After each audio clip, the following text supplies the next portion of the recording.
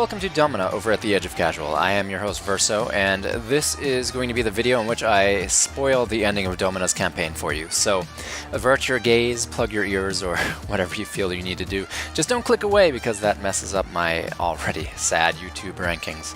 But anyway, if you're still there, just know that this video is part of a series of things that I wish I had known when I began playing Domina. So I would probably be derelict in my duty, I'd say, if I didn't mention the elephant in the room with this title. But I kind of want to get there organically, so as a teaser, I will just say that it's somewhat improbable, I guess, that you would successfully beat the campaign on your first attempt.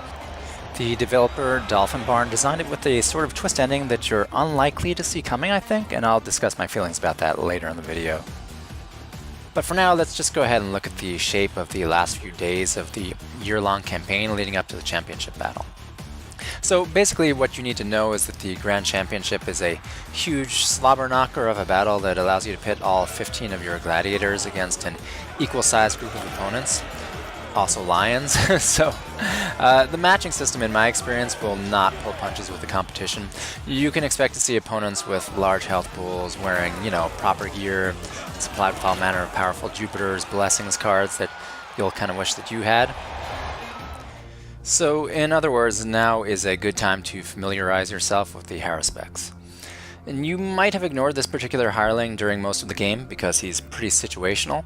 His main function is to give you an edge in battles where you can expect to be severely disadvantaged. And he does this by hexing the competition, right? So in short, the idea is that you sacrifice some amount of resources to the Roman Pantheon in order to strip opponents of HP, Jupiter's blessings, fighting proficiency in the next battle, only the next battle. And for good measure, you can also kill off the magistrate and the legate for being such insufferable jackasses all year, if you so choose. Sweet revenge. I hate these guys so much.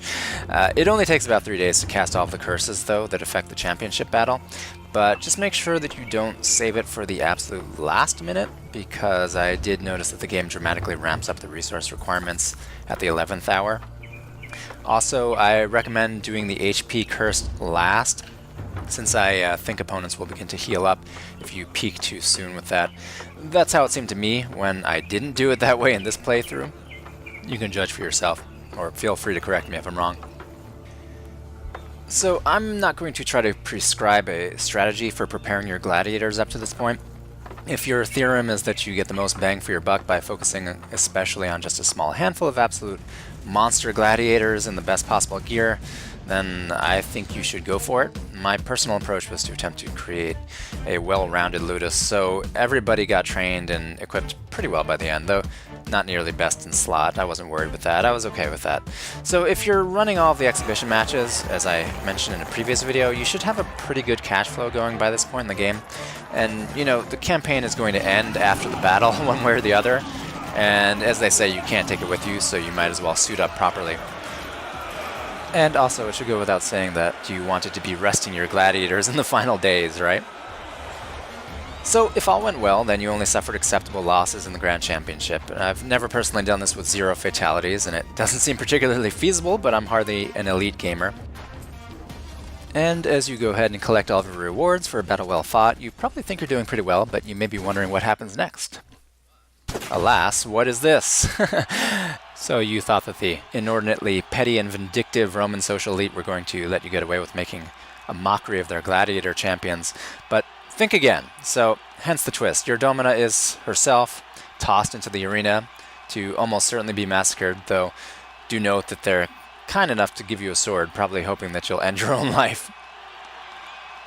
So you have control of the Domina regardless of whether you ever trained mind control with the Doctore, but all you really need to know is how to run and roll away with the spacebar. At the last minute, the gladiators to whom you granted freedom over the course of the previous year will storm into the arena and save your bacon. Or they should, if you've done everything correctly, because they respect your awesomeness.